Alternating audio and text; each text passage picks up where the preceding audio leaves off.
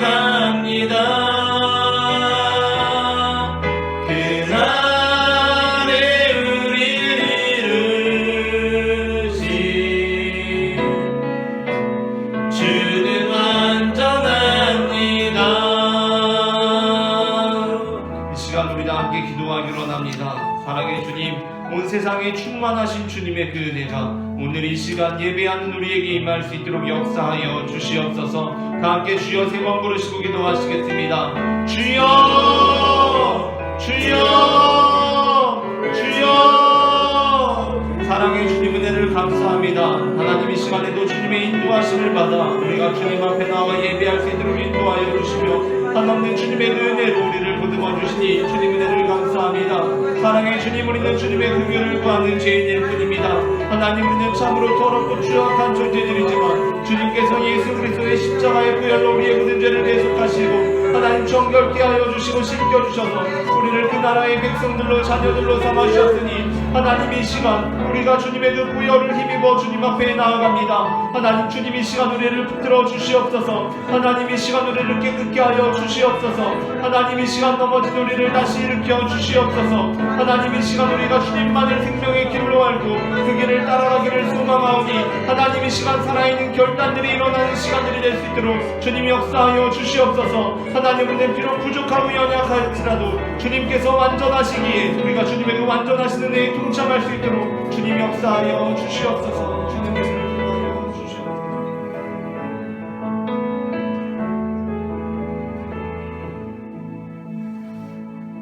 예수께서 세례를 받으시고 곧 물에서 올라오실새 하늘이 열리고 하나님의 성령이 비둘기같이 내려 자기 위에 임하심을 보시더니 하늘로부터 소리가 있어 말씀하시되 이는 내 사랑하는 아들이요 내 기뻐하는 자라 하시니라. 아멘. 우리의 피난처가 되시는 하나님, 광야 같은 세상에서 고단한 삶을 이어가던 저희가 오늘은 거룩한 주일을 맞이하여 성전으로 모였습니다. 은혜를 사모하는 주님의 백성을 넓으신 품에 품어주시고 예비하신 말씀과 은혜로 메마른 심령을 충만하게 하여 주시옵소서. 상한 마음을 어루만지사 평안을 주시고 지친 몸에 새 힘을 더하사 회복을 주옵소서. 모든 영광을 거룩하신 삼위일체 하나님께 올려드리오며 예수님의 이름으로 기원하옵나이다. 아멘.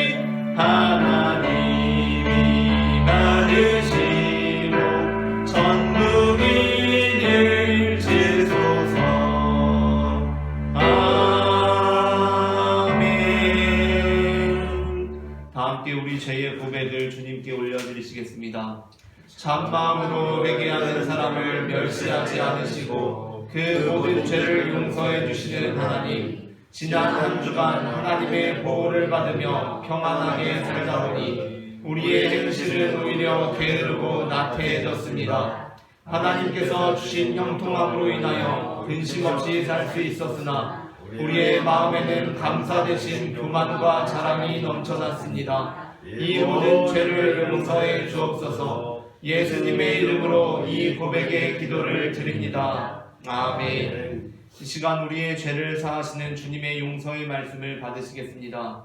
내가 잠시 너를 버렸으나 큰 긍휼로 너를 모을 것이요 내가 넘치는 진노로 내 얼굴을 내게서 잠시 가렸으나 영원한 자비로 너를 긍휼히 여기리라. 내 구속자 여호와께서 말씀하셨느니라. 아멘. 다 함께 교독문 3번 시편 4편을 교독하겠습니다. 내 의의 하나님이여 내가 부를 때에 응답하소서. 곤란 중에 나를 너그럽게 하셨사오니 내게 은혜를 베푸사 나의 기도를 들으소서. 인생들아 어느 때까지 나의 영광을 바꾸어 욕되게 하며 헛된 일을 좋아하고 거짓을 구하려는가. 여호와께서 자기를 위하여 경건한 자를 택하신 줄 너희가 알지어다. 내가 그를 부를 때 여호와께서 들으시리로다. 너희는 떨며 범죄하지 말지어다. 자리에 누워 심중에 말하고 잠잠할지어다. 의의 제사를 드리고 여호와를 의지할지어다. 여러 사람의 말이 우리에게 선을 보일 자 누구뇨 하오니 여호와여 주의 얼굴을 들어 우리에게 비추소서. 주께서 내 마음에 주신 기쁨은 그들의 곡식과 새 포도주가 풍성할 때보다 더하니이다. 내가 평안히 눕고 자기도 하리니 나를 완전히 살게 하시는 이는 오직 여호와이시니이다. 아멘. 다 함께 사도신경으로 우리의 신앙을 고백하시겠습니다. 전능하사 천지를 만드신 하나님 아버지를 내가 믿사오며 그 외아들 우리 주 예수 그리스도를 믿사오니 이는 성경을 잉태하사 동정녀 마리아에게 나시고 본디오 빌라도에게 고난을 받으사 십자가에 못 박혀 죽으시고 장사한 지 사흘 만에 죽은 자 가운데서 다시 살아나시며 하늘에 오르사 전능하신 하나님 우편에 앉아 계시다가 저리로서 산자와 죽은 자를 심판하러 오시리라. 성령을 믿사오며 거룩한 공예와 성도가 서로 교통하는 것과 죄를 사하여 주시는 것과 몸이 다시 사는 것과 영원히 사는 것을 믿사옵나이다. 아멘.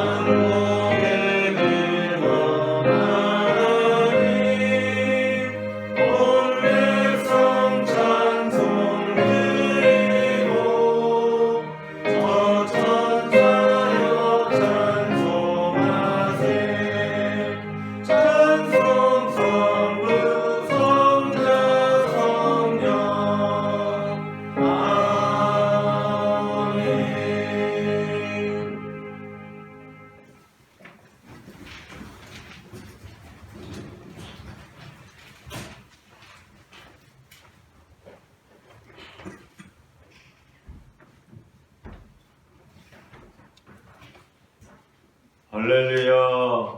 하나님 거룩하신 이름을 찬양합니다. 오늘 거룩한 주일 주의 전에 지금 나올 수 있도록 은혜를 주신 하나님께 감사와 찬송과 영광을 올려드립니다. 새해를 맞이하여 아브라함처럼 아버지 갈대우르를 떠나 하나님께서 지시한 땅으로 갈 바를 알지 못하고 떠난 것처럼 2024년 우리는 갈 바를 알지 못하고 미래를 알지 못하오나 오직 하나님을 의지하고 오늘 출발하며 새롭게 출발하는 2024년에 거룩하신 하나님을 찬양하며 감사하며 믿음으로 승리하는 한 해가 될 수 있도록 주여 은혜를 더하여 주시옵소서. 여호와 이레로 인도하시는 주님을 바라보고 믿음으로 긍정하며 기쁨으로 찬송하며 기도로 찬양하는 귀한 말씀을 간구하는 성도 다 되도록 주여 그 얼굴이 해같이 빛나게 하시고 예수 믿는 자가 되어 예수님을 전하는 자가 될 수 있도록 믿음의 믿음을 더하여 주시옵소서. 거룩하신 주님, 여호와 샬롬의 복으로 평화, 평강, 안녕과 건강을 허락하시는 하나님을 믿음으로 바라보며 늘 마음으로 믿어 의에 이르도록 주여 늘 긍정과 사랑과 믿음으로 승리로 주님 인도하여 주시사 화평을 간구하며 평화를 간구하는 믿음의 성도, 주님의 영광을 바라보는 믿음의 성도 되도록 주여 은혜를 내려 주시옵소서.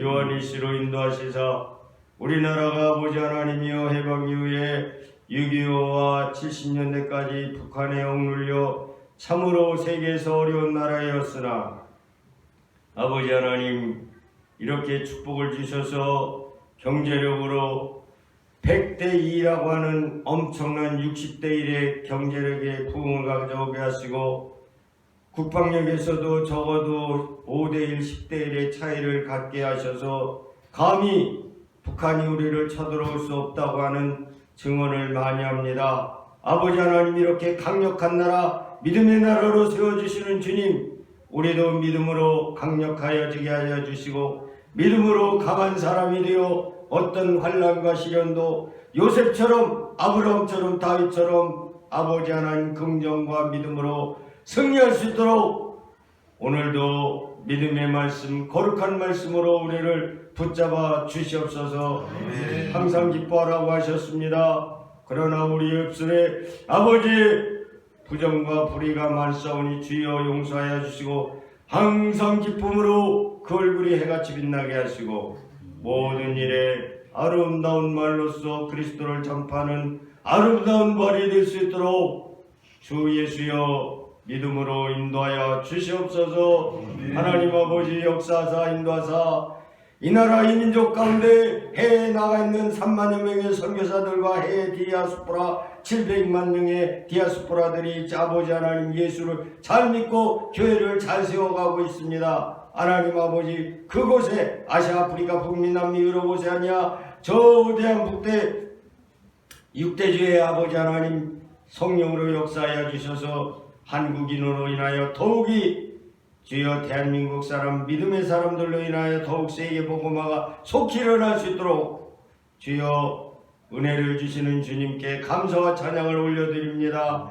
아버지 하나님 오늘도 아버지 하나님 우리 마음 가운데 있는 절망과 실망을 빼 뽑아버려 주시고 오직 희망과 소망 하나님으로 말미암아 감사와 감격이 넘치는 하루 한 날이 되어 믿음으로 감격과 감사로 천국에 가는 그날까지 감격과 감사로 살아가는 감동과 감사로 살아가는 예수 이름으로 살아가는 성도들이 다 되도록 주 은혜 내려주시고 오늘 우리가 이 세상의 구원을 바라보며 온유교회가 거룩한 교회로 거듭나도록 주님 늘 간구하고 있사오니 그 기도를 주님 응답하여 주시옵소서.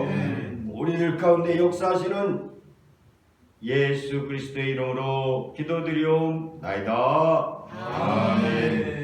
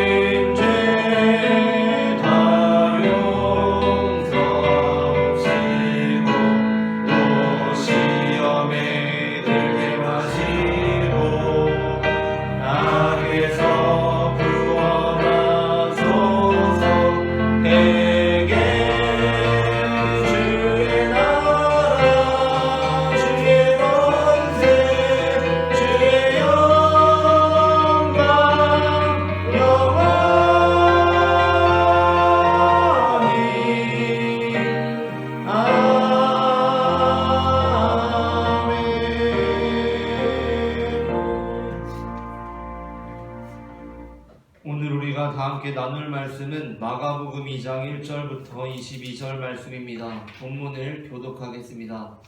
수일 후에 예수께서 다시 가버나움에 들어가시니 집에 계시다는 소문이 들린지라. 많은 사람들이 모여서 문 앞에 가지라도 들어가지 없게 되었는데 예수께서 그들에게 도를 말씀하시더니 사람들이 한 중풍병자를 네 사람에게 메워 가지고 예수께로 올세. 우리들 때문에 예수께 데려갈 수 없으므로 그 계신 곳에 지붕을 뜯어 구멍을 내고 중풍병자가 모든 사람을 가다니니 예수께서 그들의 믿음을 보시고 중풍병자에게 이르시되 작은 자야 내 죄사함을 받았느니라 하시니 어떤 서기관들이 거기 앉아서 마음에 생각하기를 이 사람이 어찌 이렇게 말하는가? 심성 모독이로다. 오직 하나님 한 분 외에는 누가 능히 죄를 사하겠느냐? 그들이 속으로 이렇게 생각하는 줄을 예수께서 곧 중심에 하시고 이르시되 어찌하여 이것을 마음에 생각하느냐.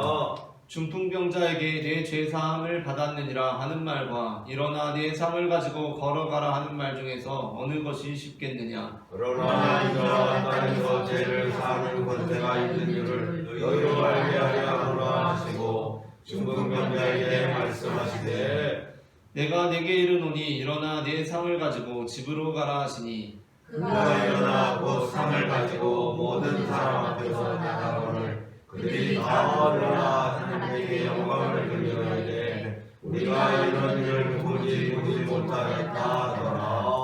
예수께서 다시 바닷가에 나가심에 큰 무리가 나왔거늘 예수께서 그들을 가르치시니라. 또 지나가시다가 갈대오에 앉으리가 대란에 앉아있는 것을 보시고 그에게 이르시되 나를 따르라 하시니 일어나 따르니라. 그의 집에 앉아 잡수실 때에 많은 세리와 죄인들이 예수와 그의 제자들과 함께 앉았으니 이는 그러한 사람들이 많이 있어서 예수를 따름이로라. 바리새인의 서기관들이 예수께서 죄인 및 세리들과 함께 잡수신 것을 보고 그의 제자들에게 이르되 어찌하여 세리 및 죄인들과 함께 먹는가. 예수께서 들으시고 그들에게 이르시되 건강한 자에게는 의사가 쓸데없고 병든 자에게라야 쓸데있느니라. 나는 의인을 부르러 온 것이 아니요 죄인을 부르러 왔노라 하시니라. 요한의 제자들과 바리새인들이 금식하고 있는지라 사람들이 예수께 와서 말하되 요한의 제자들과 바리새인의 제자들은 금식하는데 어찌하여 당신의 제자들은 금식하지 아니하나이까. 예수께서 그들에게 이르시되 혼인집 손님들이 신랑과 함께 있을 때에 금식할 수 있느냐? 신랑과 함께 있을 동안에는 금식할 수 없느니라. 그러나 신랑을 빼앗긴 날이 이르리니 그날에는 금식할 것이니라.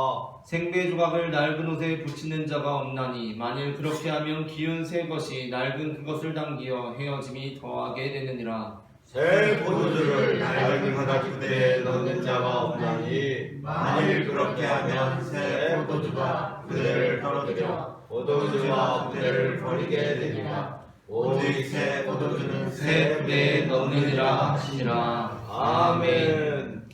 이 시간 예배의 자리 가운데 나오신 모든 성도님들 환영하고 축복합니다. 오늘 아멘. 우리는 앞서 읽은 마가복음 2장 1절부터 22절 본문으로 사람들의 믿음을 보시고 라는 제목의 말씀을 나누려고 합니다.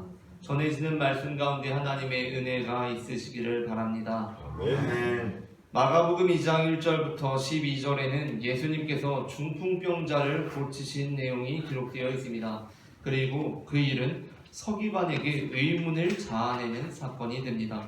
그 이유는 예수님께서 중풍병자의 병을 고치시기 전에 중풍병자에게 내 죄사함을 받았느니라 라고 말씀하셨기 때문이었습니다. 예수님 당시 죄는 하나님께서 사하시는 것이었고 하나님께서는 그 죄사함의 절차로서 제사라는 제도를 주셨습니다. 그런데 하나님이 아닌 예수님께서 그것도 제사라는 절차도 없이 중풍병자의 죄를 사하시니 서기관의 입장에서는 얼마나 당혹스럽겠습니까? 그러나 우리는 이러한 예수님의 말씀이 별로 당혹스럽지 않습니다. 그 이유는 우리는 예수님께서 하나님이 아니신 것이 아니라 예수님께서 하나님이시라고 믿기 때문입니다. 그리고 또 우리는 비록 예수님께서 제사의 절차를 밟지 않으셨지만 스스로 어린 양이 되셔서 십자가에 달리시고 그 보혈의 피를 흘리심으로 우리의 모든 죄를 대속하셨다고 믿기 때문입니다. 그런데 서기관과는 다른 면에서 이 중풍병자를 고치신 사건이 우리에게 의구심을 자아내는 부분이 있습니다. 그것은 예수님께서 그 중풍병자에게 죄사함을 선포하실 때 그 중풍병자의 믿음을 보시고 그에게 죄사함을 선포하신 것이 아니라 그를 예수님께 메워가지고 온 사람들의 믿음을 보시고 중풍병자에게 죄사함을 선포하셨기 때문입니다. 우리는 우리가 구원받는 것은 나의 믿음으로 구원받는 것이라고 믿습니다. 이 믿음은 누가 대신해 줄 수 있는 것이 아닙니다. 그런데 예수님께서는 다른 이들의 믿음을 보시고 그 중풍병자에게 죄사함의 선포를 하십니다. 이것은 마치 중세시대 기독교가 재산을 축적하기 위해 면죄부를 팔면서 지상에서 우리가 드리는 헌금이 헌금함에 짤랑하고 드려질 때 연옥에 있는 우리의 사랑하는 이들이 천국으로 옮겨간다는 메시지를 지지하는 것 같아 보입니다. 우리가 믿기로 구원은 내 믿음으로 받는 것인데 어떻게 이 중풍병자는 다른 이들의 믿음으로 구원을 경험한 것입니까? 아무리 생각해도 이 마가복음의 표현은 우리에게 잘 맞지 않는 것 같습니다. 그래서 이 본문을 마태복음으로 보았습니다. 역시 마태복음의 경우 이 본문을 시작하며 내용을 대폭 수정했습니다. 마태복음에는 사람들이 중풍병자를 지붕으로 달아내린 내용이 나오지 않습니다. 우리가 볼 때 지붕으로부터 중풍병자를 달아내리는 이 장면은 이 사건에 있어서 굉장히 인상적인 장면 아닙니까? 근데 이 부분을 과감하게 삭제합니다. 그런데 웬걸?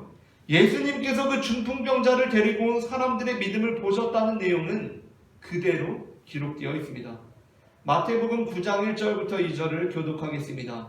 예수께서 배에 오르사 건너가 본 동네에 이르시니 지상에 누운 중풍병자를 사람들이 데리고 오는데 주께서 그들의 믿음을 보시고 중풍병자에게 이르시되 작은 자야 안심하라 내 죄사함을 받았느니라. 아멘. 마태복음에서는 지금 마가복음의 내용이 굉장히 압축되어 있습니다. 그래서 대부분의 내용이 다 삭제되어 있습니다. 그런데 그들의 믿음을 보셨다는 내용은 그대로 기록되어 있습니다. 그렇게 별다른 소득이 없이 이번에는 누가복음을 봅니다. 누가복음은 그래도 마가복음과 마태복음이 맺고 있는 그 긴밀한 관계보다는 마가복음과 그렇게 긴밀하게 관계하고 마태복음과 맺고 있는 관계보다는 약하기 때문에 본문을 기록할 때 다르게 기록했을 가능성이 있습니다. 그래서 보니까 역시 누가복음은 본문을 보다 면밀하게 기록하고 있습니다. 누가복음에서 이들이 뜯어낸 지붕은 기와라고 명확해집니다. 그러면 이제 그들의 믿음을 보았다는 이 표현도 뭔가 그 정확한 의미와 의도가 적혀있지 않겠습니까? 그런데 어떻습니까? 누가복음 역시 그 부분에 대해서 동일하게 다시 한번 기록하고 있습니다. 누가복음 5장 18절부터 20절을 합독하겠습니다. 한 중풍병자를 사람들이 침상을 메고 와서 예수 앞에 들여놓고자 하였으나 우리 때문에 메고 들어갈 길을 얻지 못한지라 지붕에 올라가 기와를 벗기고 병자를 침상째 무리 가운데로 예수 앞에 달아내리니 예수께서 그들의 믿음을 보시고 이르시되 이 사람아 내 죄사함을 받았느니라 하시니 아멘. 아멘. 그러니까 이 본문은 모든 복음서에서 예수님과 서기관의 논쟁으로 이어지고 있고 그 논쟁은 죄사함에 관한 그리고 병고침에 관한 논쟁으로 이어지고 있지만 사실 복음서 기자들은 그 논쟁과 함께 하나같이 바로 이 부분을 강조하고 있습니다. 그것은 예수님께서 그 중풍병자를 메워온 사람들의 믿음을 보셨다는 것입니다. 물론 이 사건 안에 지금 들어가 있는 사람들은 예수님께서 직접 말씀하시면서 내가 지금 이 중풍병자 믿음 아니고 이 사람을 데려온 이들의 믿음을 보고 중풍병자에게 죄사함을 이제 선포할 거다. 자, 네 죄사함을 받았느니라 라고 하신 것이 아니라 그냥 그들의 믿음을 이렇게 보시고 말씀으로는 네 죄사함을 받았느니라 라고만 하셨기 때문에 이러한 예수님의 행동이 문제되지 않았습니다. 그러나 지금 이 본문을 우리는 전지적인 시점에서 보고 있지 않습니까? 그럴 때 우리에게 이 본문은 상당히 문제적입니다. 그렇다면 왜 복음서 기자들은 예수님께서 그들의 믿음을 보셨다는 것을 하나같이 강조하고 있는 것입니까? 분명 이러한 예수님의 방식은 성경의 전체적인 메시지에 위배되는 것처럼 보입니다. 그러나 초기 복음서 공동체들에게 이 사건은 대단히 중요한 고백이었습니다. 그것은 바로 아무것도 할 수 없는 우리를 구원한 것은 가장 직접적으로는 예수님의 능력이라는 것이고 부수적으로 보아도 우리 스스로의 믿음이 아니라 우리를 예수님께로 이끌어준 다른 사람들 덕분이라는 고백이었습니다. 초기 교회는 당신은 어떻게 구원받았습니까? 라는 질문에 예수님께서 저를 고쳐주셨기 때문입니다. 라고 고백했습니다. 그리고 그렇다면 당신은 어떻게 예수님을 만났습니까? 라는 질문에는 이렇게 대답했습니다. 그것은 저를 예수님께 데려간 사람들이 있었기 때문입니다. 라고 말입니다. 오늘 우리는 내 믿음이 굉장히 중요한 시대를 살아가고 있습니다. 신앙생활에 있어서 내 믿음이 중요합니다. 그래서 당신은 어떻게 구원받았습니까? 라고 물어보면 예수님 믿어서 구원받았습니다. 라고 대답합니다. 물론 그 대답이 틀렸다는 것이 아닙니다. 그런데 여기서 방점이 예수님에 있기도 하지만 한편으로는 그 앞에 생략된 제가, 바로 내가 라는 말과 그 뒤에 이어지는 믿어서라는 것에 더 크게 찍혀 있다는 것이 문제입니다. 그래서 그럼 당신은 어떻게 예수님을 믿게 되었습니까? 라는 질문에 우리는 어떻게 대답하겠습니까? 어떻게 믿긴요? 그냥 제가 믿었죠. 라고 합니다. 설령 이와 다르게 대답한다고 할지라도 현대를 살아가는 우리 대부분의 대답에는 이 뉘앙스가 내포되어 있습니다. 그것을 어떻게 알 수 있습니까? 그것은 어떤 사람이 다른 사람의 믿음으로 구원을 받는다는 주장에 대한 우리의 반응에서 나타납니다. 만일 어떤 사람이 다른 사람의 믿음으로 구원을 받는다고 할 때 우리는 어떻게 반응합니까? 그것은 신학적으로 올바르지 못한 견해라고 단정하는 것입니다. 만일 어떤 사람이 다른 사람의 믿음으로 구원받는다고 할 때 그건 잘못된 것 같은데? 라고 생각합니다. 그리고 물론 그것은 신학적으로 문제가 될 수 있습니다. 그러나 초기 교회 공동체는 오늘날처럼 치밀하게 발전되고 정교화된 신학에 근거하여 이 본문을 기록한 것이 아니었습니다. 오히려 이들의 믿음은 지극히 현실적이었습니다. 그러므로 우리는 이 본문을 신학적인 렌즈로 보아서는 안 됩니다. 소설을 읽으면서 비소설의 관점으로 독해해도 안 되고 비소설을 읽으면서 소설의 관점으로 독해해도 안 되듯이 소설을 읽을 때는 소설을 읽는 관점으로 소설을 읽어야 되고 비소설을 읽을 때 신문을 읽을 때는 신문을 읽는 관점으로 신문을 읽어야 하듯이 우리는 초기 교회가 이 본문을 기록할 때 신학적인 관점이 아니라 현실적인 관점으로 이 본문을 기록했기 때문에 신학적인 관점으로 읽을 것이 아니라 현실적인 관점으로 이 본문을 읽어야 대체 초기 복음서 공동체들이 이 본문을 통해서 무엇을 말하려고 해준 것인지 우리는 알 수 있습니다. 그렇다면 바로 그것은 무엇입니까? 그 고백은 바로 나는 중풍병자입니다 라는 고백입니다. 주님, 내가 구원받는 데 있어서는 한 것이 아무것도 없습니다 라는 고백입니다. 그런데 그런 저를 예수님께서 고쳐주셨습니다 라는 고백입니다. 그리고 누군가 그렇다면 당신은 어떻게 예수님을 만나게 되었습니까? 라고 묻자 초기 교회 공동체는 이렇게 고백했습니다. 글쎄요, 그에 대해서도 제가 한 일은 아무것도 없습니다. 예수님께 나아갈 수 없던 중풍병자와 같은 저를 바로 이 사람들이 예수님께 데려다 주었습니다. 예수님께서 이 사람들의 믿음을 통하여 저를 구원하셨습니다.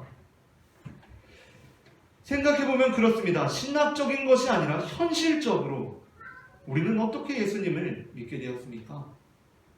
정말 내가 믿었습니까? 그렇지 않습니다. 우리는 사실 우리의 힘으로는 아무것도 할 수 없는 중풍병자와 같았습니다. 그런데 어떤 경우 우리는 부모님을 통해서 예수님을 만나게 되었습니다. 우리 부모님께서 중풍병자와 같은 저를 예수님께 데리고 가셨습니다. 그리고 사람들이 많아서 예수님께 접근할 수 없으니까 수고를 무릅쓰고 그 지붕을 뜯어내고 우리를 예수님께 달아내렸습니다. 어떤 경우 우리는 친구들의 도움을 받았습니다. 그들은 우리에게 예수님을 전해주었고 중풍병자처럼 예수님께 나아갈 수 없던 우리를 힘을 들여 메고 예수님께 나아갔습니다. 또 어떤 경우 우리는 문화적이고 상황적으로 다른 사람들의 도움을 받기도 했습니다. 내가 나고 자란 동네에 내가 그냥 걸어다니는 길에 교회가 있었고 그곳에 목사님과 성도님들이 계셨습니다. 그러한 다른 사람들의 믿음이 중풍병자와 같은 우리를 메워다가 예수님께 인도해 주었습니다. 그래서 초기 교회 공동체는 자신들의 구원에 대해서 바로 내가 믿었다 라고 하기보다는 자신들을 구원의 길로 인도해 준 다른 사람들의 믿음에 대해 감사했습니다. 그런데 오늘날 치밀하게 발전되고 정교화된 신학에 익숙한 우리는 그들의 이 현실적인 고백을 신학적인 렌즈로 들여다보며 예수님께 따집니다. 예수님, 그런데 믿음은 그 사람의 것을 보아야 되는 거 아닙니까? 그리고 중풍병자라고 하면 막 완전히 귀신에 들렸거나 기절했거나 죽은 것이 아니라 의식이 있는 사람이기 때문에 그 사람의 믿음을 충분히 확인할 수 있습니다. 그를 데려온 사람들의 믿음을 보시고 이 사람을 구원하는 것은 잘못된 것 아닙니까? 라고 신학적인 도전을 합니다. 그러나 초기 교인들은 이것이 현실적으로 매우 당연하다고 생각했습니다. 내가 구원받은 것은 부모님이 믿었기 때문입니다. 내가 구원받은 것은 친구들이 믿었기 때문입니다. 내가 구원받은 것은 한국 땅에 수많은 교회가 있었기 때문입니다. 내가 믿은 것보다 그들의 믿음이 나의 구원에 대한 공로가 더 큽니다. 라고 말입니다. 그러므로 이번 본문은 우리에게 이제 이렇게 질문합니다. 지금 이 시대에도 중풍병자들이 있다. 그렇다면 그들은 누구의 믿음으로 구원을 받겠는가? 우리는 신학적으로 이렇게 대답합니다. 그들은 그들의 믿음으로 구원을 받아야죠. 라고 말입니다. 그러나 이에 대한 초기 교인들의 대답은 달랐습니다. 그 대답은 그들은 이제 우리의 믿음으로 구원을 받는다는 것입니다. 그렇게 될 때 우리의 믿음은 이전보다 더 중요해집니다. 우리의 믿음에는 단순히 나의 구원의 문제만 달려있는 것이 아닙니다. 나의 믿음에는 다른 수많은 중풍병자들의 구원의 문제가 달려 있습니다. 사도 바울은 로마서 10장에서 우리는 우리 스스로의 믿음으로 구원을 받는다고 분명하게 말씀합니다. 9절부터 10절의 말씀을 합독하시겠습니다. 내가 만일 내 입으로 예수를 주로 시인하며 또 하나님께서 그를 죽은 자 가운데서 살리신 것을 내 마음에 믿으면 구원을 받으리라. 사람이 마음으로 믿어 의에 이르고 입으로 시인하여 구원에 이르느니라. 아멘. 여기서 사도 바울은 특별히 네가 네 입으로 네 마음으로 믿으면 구원을 받는다고 특별히 너를 강조합니다. 그러니까 이 믿음은 다른 누구도 대신해 줄 수가 없다는 것입니다. 그러나 사실 사도 바울이 여기에서 너를 강조한 것은 그 능력의 반경을 그 믿음의 능력은 사실 엄청 큰 건데 너로 제한하기 위함이 아니었습니다. 이어지는 11절부터 13절에서 사도 바울은 이렇게 말씀합니다. 본문을 합독하겠습니다. 그런즉 그들이 믿지 아니한 이를 어찌 부르리요 듣지도 못한 이를 어찌 믿으리요 전파하는 자가 없이 어찌 들으리요 보내심을 받지 아니하였으면 어찌 전파하리요 기록된 바 아름답도다 좋은 소식을 전하는 자들이요 함과 같으니라. 아멘. 아멘. 사도 바울은 이어지는 11절부터 13절에서 이렇게 말씀합니다. 성경에 이르되 누구든지 그를 믿는 자는 부끄러움을 당하지 아니하리라 하니 유대인이나 헬라인이나 차별이 없음이라. 한 분이신 주께서 모든 사람의 주가 되사 그를 부르는 모든 사람에게 부요하시도다. 누구든지 주의 이름을 부르는 자는 구원을 받으리라. 아멘. 그러니까 사도 바울이 로마서 10장 9절부터 10절에서 너를 강조한 것은 우리가 혈통과 같은 다른 조건으로 구원을 받는 것이 아니라 우리는 믿음이라는 망치로 혈통의 장벽을 깨부수고 너라는 존재 그 자체로 구원받는 것을 강조하기 위해 네가 네 입으로 네 마음으로 구원을 받는다고 표현한 것입니다. 그래서 사도 바울은 그 다음 이어지는 구절에서 한 사람의 믿음이 개인을 넘어가는 능력에 대해서 선포합니다. 그것이 바로 로마서 10장 14절부터 15절 본문입니다. 그런즉 그들이 믿지 아니한 이를 어찌 부르리요 듣지도 못한 이를 어찌 믿으리요 전파하는 자가 없이 어찌 들으리요 보내심을 받지 아니하였으면 어찌 전파하리요 기록된 바 아름답다 좋은 소식을 전하는 자들의 발의함과 같으니라. 아멘. 오늘 이 시대 중풍병자들은 누구의 믿음으로 구원을 받습니까? 우리는 어쨌든 최종적으로는 그들이 믿어야 구원을 받는다고 대답합니다. 맞는 말입니다. 이 진술은 신학적으로 결코 문제가 되지 않는 아주 안전한 표현입니다. 결국에는 그들이 믿어야 합니다. 그러나 초기 교인들은 그렇게 안전한 표현, 그러니까 예수님 주변에 사람들이 많이 있으니까 그냥 여기서 좀 우리 기다려볼까? 라는 그런 아니란 표현, 그렇게 최종적인 것에 방점을 두고 우리의 책임과 사명을 회피하는 표현보다는 좀 위험해 보이기는 하지만 지붕으로 올라가서 지붕을 뜯는 방식을 택했습니다. 그냥 좀 기다려보자, 그 시기를 최종적인 것에 더 보자 라는 것이 아니라 최선적인 데 관심을 두고 우리의 책임과 사명에 대해서 각성하는 방식을 택했습니다. 개신교는 천주교, 오늘 우리나라 말로 하면 천주교, 구교로부터 분리되면서 여러 가지 성례를 중단했습니다. 그리고 개신교에 남은 성례가 세례와 성찬 둘뿐입니다. 성당에 가면 성례가 훨씬 더 많이 있습니다. 그런데 개신교에서는 세례와 성찬 둘만 지속하고 있습니다. 그런데 대부분의 개신교파는 세례 중에서 특히 유아 세례를 지속하는 편을 택했습니다. 물론 소수는 유아 세례도 중단하는 곳들이 있습니다. 그런데 대다수는, 거의 대부분은 유아 세례를 지속하는 길을 택했습니다. 여기에는 아이러니가 있습니다. 왜냐하면 개신교는 구교의 면죄부 신앙, 즉 나의 믿음으로 다른 사람이 구원받는다는 식의 논리에 반대하여 나의 믿음을 강조했기 때문입니다. 그런데 유아 세례는 대표적으로 나의 믿음으로 다른 사람이 구원받는다는 신학의 기초에 있습니다.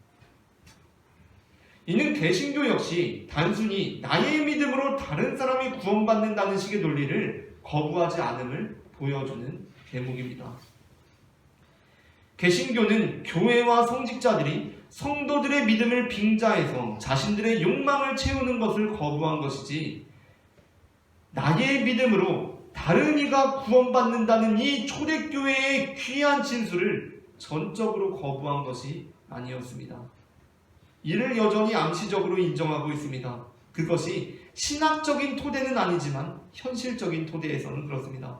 그러므로 우리는 유아 세례에 동참하고 그 현장에 함께하며 바로 우리가 어떻게 구원을 받게 되었는지 다시 상기하게 됩니다. 나는 유아 세례 안 받고 성인이 돼서 내가 결단해서 세례 받았으니까 나는 내 믿음으로 구원을 받은 건데, 라는 그런 고백은 우리들의 고백이 아닙니다. 우리들은 그 어린아이가, 자기 의지 하나 없는 그 아이가 오로지 부모의 믿음에 의존하여 구원을 받듯이 중풍병자와 같았던 우리 역시 나의 믿음이 아니라 주변 사람들의 도움으로 구원을 받게 되었음을 고백합니다. 그리고 우리는 이제 우리가 그 사명을 감당할 것이라고 결단합니다. 우리는 비겁하게 그 자리에 서서 가장 안전한 방식, 좀 기다려보자, 이 사람이 이 사람의 믿음으로 구원을 받겠지 라는 방식이 아니라 위험하지만 정말 영혼을 사랑하는 그 마음, 지붕으로 올라가서 지붕을 뜯어내는 그 믿음, 그 우리의 책임과 사명에 대해서 생각하는 그 믿음으로 사는 사람들이라는 것입니다. 이 시대 중풍병자들의 구원은 결국에는 그들의 믿음에 달려있는 것이 아닙니다. 이 시대 중풍병자들의 구원은 지금 나의 믿음에 달려있습니다. 그 사명을 능히 감당하는 우리 모두가 되기를 소망합니다. 함께 기도하시겠습니다.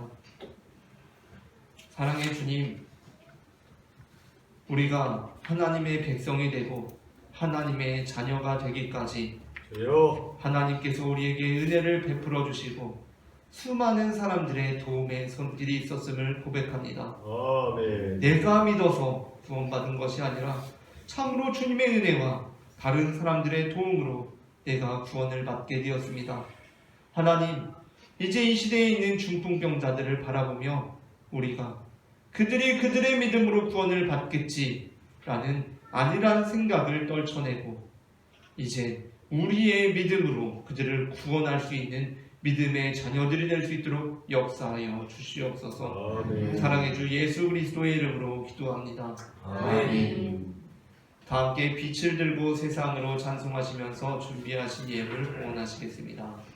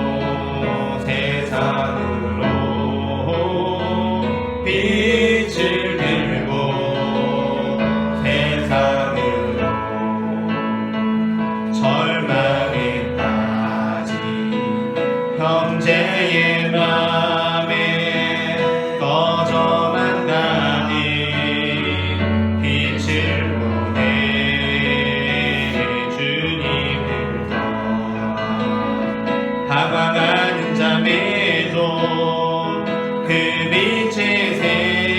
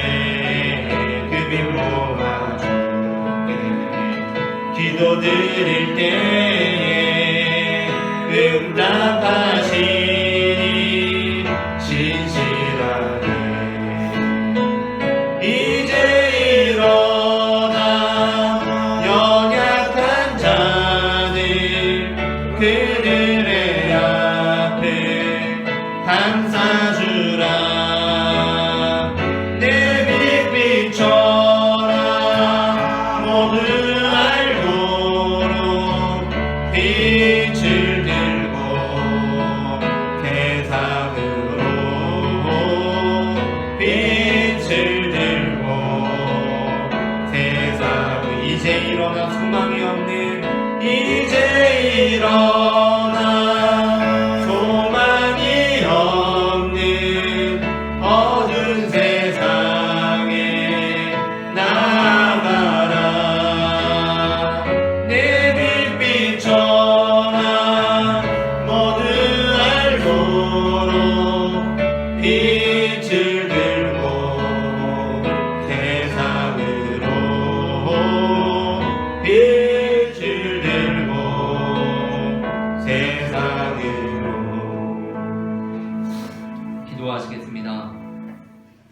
사랑의 주님 은혜를 감사합니다. 지난 한 주간도 하나님께서 우리의 선한 목자가 되시사 우리를 발걸음마다 인도해 주셔서 우리가 사망의 음침한 골짜기를 다닐지라도 해를 두려워하지 않을 수 있었습니다. 사랑의 주님, 이제 시작되는 한 주간에도 주님께서 우리와 동행하여 주셔서 우리가 온갖 세상의 위험과 풍파 속에서도 주님을 붙들고 살아갈 수 있도록 역사하여 주시옵소서. 이 시간에도 주님 앞에 거룩한 예물을 드린 손길들이 있습니다.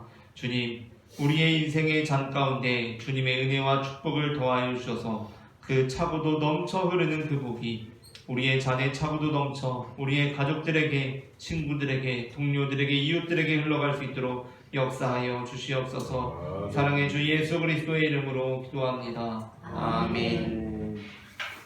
이 시간에는 우리에게 생명을 주시는 주님의 몸과 피를 받으시겠습니다.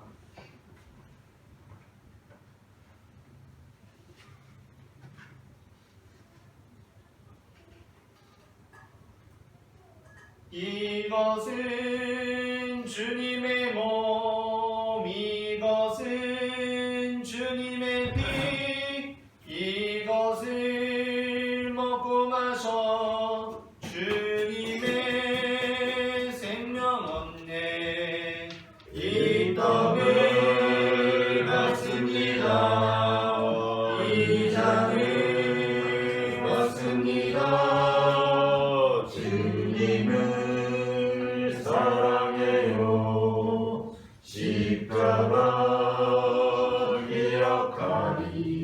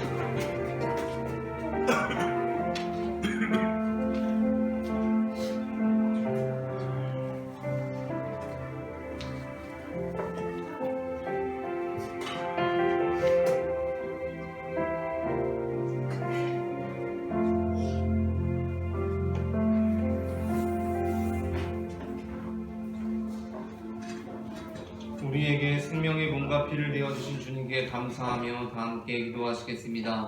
우리를 위해 생명을 주신 하나님 아버지, 이 거룩한 신비에 감사드리오며 성령의 능력 안에서 새 사람이 되어 하늘나라와 이 땅 위에 임할 때까지 그리스도의 증인으로 살게 하여 주옵소서. 예수 그리스도의 이름으로 기도합니다. 아멘. 함께 평화의 인사 나누시겠습니다. 주님의 평화가 함께 하시기를 바랍니다. 주님의 평화가 함께 하시기를 바랍니다. 주님의 평화가 함께 하시기를 바랍니다. 교회 소식을 전합니다. 기부금 영수증이 필요하신 분들께서는 홈페이지를 통해 또는 담임 목사에게 직접 신청해 주시면 되겠습니다. 다 함께 일어나셔서 찬송가 620장 여기에 모인 우리 1절 찬송하시겠습니다.